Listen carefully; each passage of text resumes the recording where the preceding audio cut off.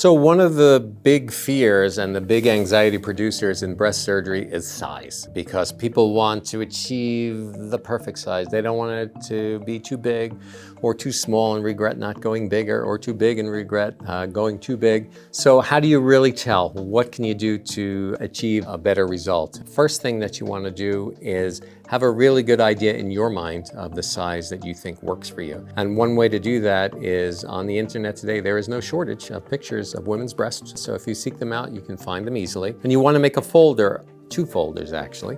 The first folder shows breasts that you think look nice and that would work well for you. And then other breasts that you see that you say, I definitely don't want to look like that. That's equally as important as the ones that you do want to look at.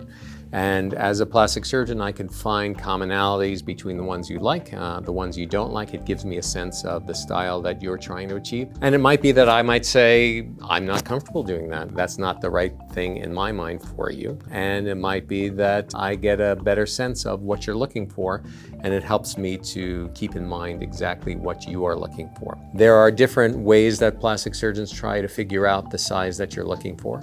Some surgeons will put you into a bra and stuff varying amounts of implants, what they call sizers, in until you feel comfortable with them in the mirror.